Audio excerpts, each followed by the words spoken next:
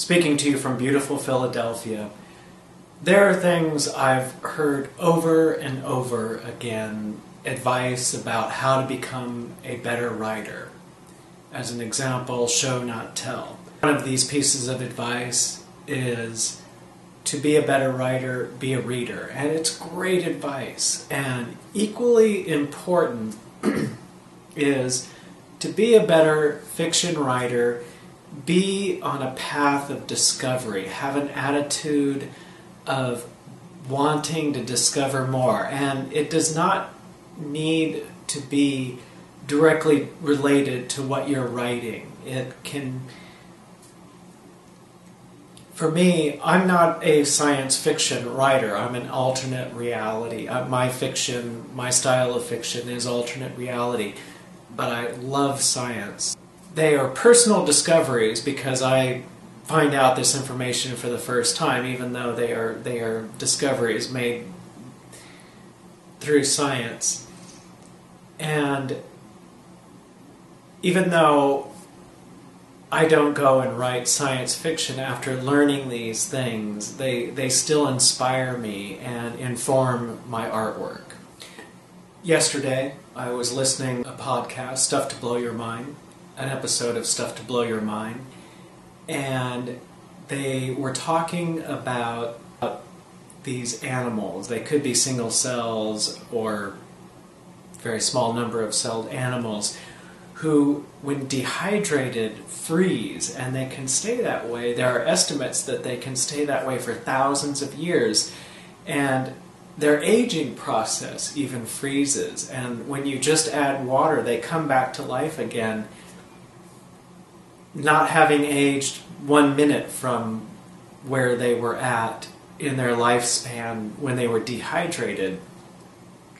And the podcast was very science-related about, could this be the best way to space travel, is to send forms of life that could simply be dehydrated, and then when it arrives at the new planet light years from now, just add water and they could come to life and perform their mission on that other planet.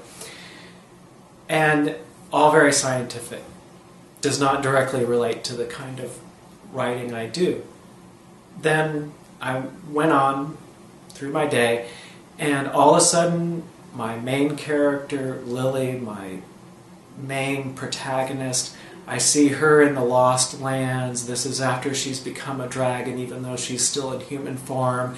And she enters a town where everyone is like statues. They're all frozen in place. And so she finds one of the entrances to the underworld, and everything's absolutely dry, bone dry. There's no water anywhere. There's no moisture in the bricks of the buildings anywhere at all. The trees, if you touch the trees, they turn to ash and crumble away. But she goes down to the underworld, and down there she finds a bucket and a faucet, and it takes her more than an hour to lug one bucket of water back up to ground level, and she pours the bucket onto one of the people, and like a sponge, it sucks up all the water, and this one person comes back to life after hundreds and hundreds of years, exactly how they were the second before they were completely dehydrated. And so she and that individual start to go and bring more water up and bring the town back to life. So you can see how improvising, playing off the discoveries we make in real life, can lead to fiction. What can keep our lives exciting throughout our entire lifespan? What can keep us from becoming boring? What can keep us in touch with the great mystery of life and awake to it and sensitive to it, and give us this feeling like life is exciting and new? It is the spirit of discovery, and there are a lot of people out there in the world who have a very strong passion for discovery, and they work very hard, and they spend a lot of time. This is something they've gained an appetite for. They have an appetite for new discovery, and this continually wakes them up to the fact that life is really a great mystery and not very well understood at all.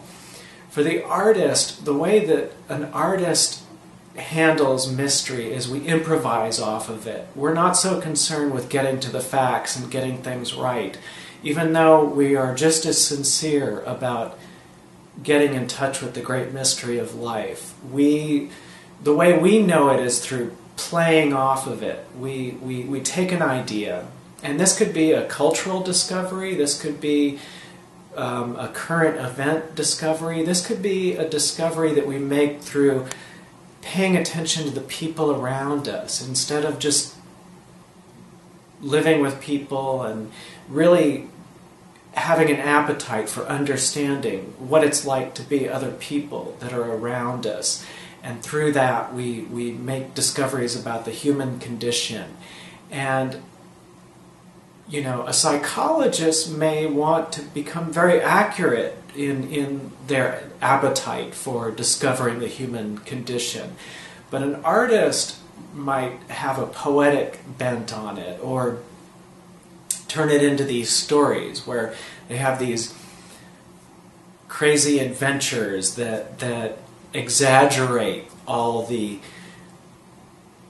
things that can happen in an ordinary individual's life. So it is this spirit of improvising that is like our magnifying glass that gives us a clearer sense for the mystery that is right beyond the banal, the normal, the seemingly ordinary everyday life. My hunger for discovery, I see it as being other than my writing. I have my writing and illustrating of my stories, and that's my artwork. So this is something I do. It's like a hobby, but it plays so much into my writing. But that appetite for discovery, that pretty much takes place throughout all of the rest of my life. All of my interactions with other people, this is where I am making discoveries. One of the most rewarding things I get out of socializing is what I learn about the human condition, and this is how I know the people in my life. And this is to me where I get the most satisfaction from socializing, and then just trying to take a different route to work, trying to see something new each day, trying to get something new out of ordinary experience. This is something that can take place all the time. But it also happens on a very subconscious level.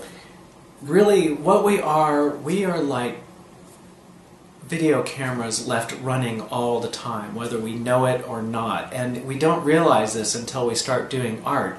And all of a sudden, all of these things that we don't remember remembering start showing up in our artwork, and actually pieces of conversation that we've long forgotten find their way in these fictional, newly created characters saying things that reflect things we've overheard. And we realize that our understanding of the world around us is so much richer than we ever gave ourselves credit for. So develop an appetite for discovery. Anyone can do it. Anyone can decide to take it up as a hobby, decide to become interested in learning something. And with the internet, go and subscribe to a podcast or a YouTube channel.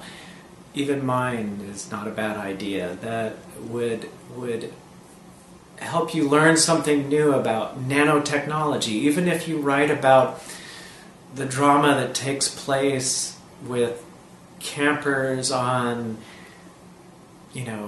campers in the marshlands of Louisiana, learning about nanotechnology and about chemistry can inform that, and you can find surprising, serendipitous new ways to improvise off of that and come up with these stories that surprise people because they've never quite heard any story quite like that before. Decide to learn history. History can be one of those things that can be very biased depending on what is the dominant political national trend going on. This happens throughout the ages, so you can decide to discover the alternate histories, the histories that don't make the mainstream, and this could be anyone these days can become a citizen scientist, can become an independent reporter. This is no longer outside of our power, any individual, and with that potential given to us just in the last couple of decades, it is a great opportunity for adventure. And I know if you're American, a lot of Americans may have the feeling that, oh yes, of course, the Nazi regime, they propagandized history and used it to cover the truth, but that would never happen in my country. But just peel back the layer of normality of just a little bit, and you'll realize that a very exciting, different reality is actually going on behind it. So think of those times when you did have something that had to do with new discovery, when you just happened to have picked up a book and were really getting into it, and reflect on those times and how it made you feel, and realize that you can get in the habit of making new discoveries regularly. So the spirit of discovery is you becoming more clear about the kinds of things you want to learn about. Me, I want to learn about the human condition. And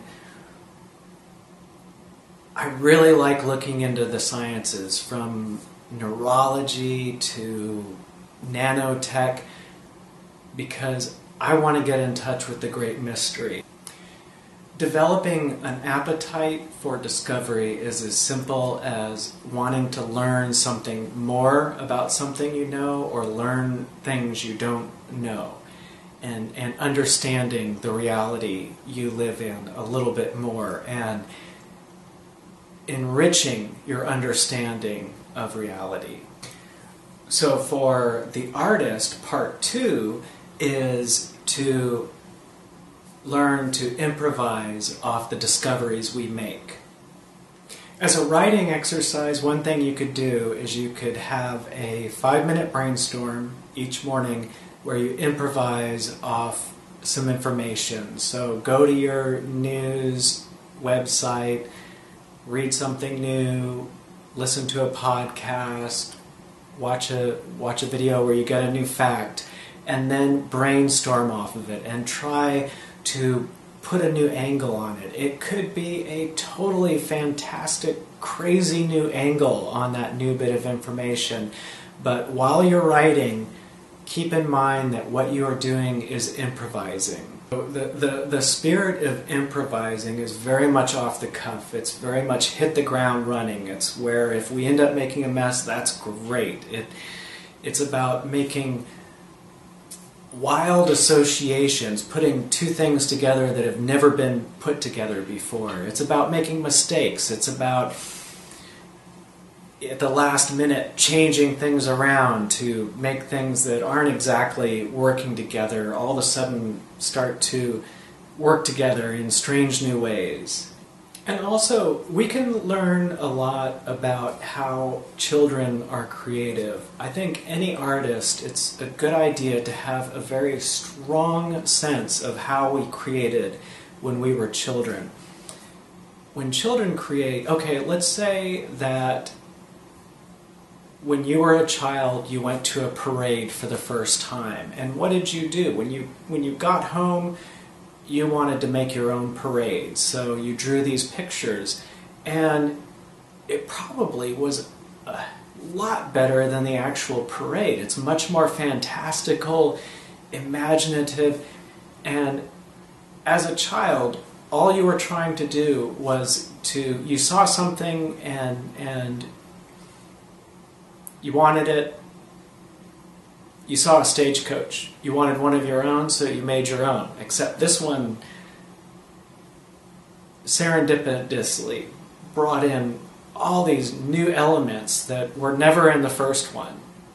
A lot of the times when, as children, when we created, we recreated. But we, unlike adults, we didn't think to try to make it an exact copy. We were not trying to be true to the facts. We were not trying to do it millimeter for millimeter. We just recreated it, and that's where this phenomena of original material can come out of the act of trying to recreate something we've seen. So remember, we are artists. We are not scientists. We are not explorers. We are not cartographers. We left our rulers at home. We're not very accurate. Our facts are not reliable, but we come up with these entertaining stories. So the next time you're talking with someone and they say, well, you know, they say that to be a better writer, you should be a reader, you can add to it. You can say yes, and also to have an appetite for discovery. So sometimes if you're stumped, if you're writing and you feel like the ideas have dried up, really the best thing to do is to leave the writing behind and forget about writing and go out and be a world explorer for a little while. And let it happen. You're not going out to find information for your writing, you're just going out to live for the spirit of discovery for a little while. I may not be writing about exoplanets or DNA at all. Those topics may never find their way onto the pages of my stories, but the excitement I feel when I read these articles and watch these videos about the latest in technology and science do build this excitement, and that excitement does contribute to my writing.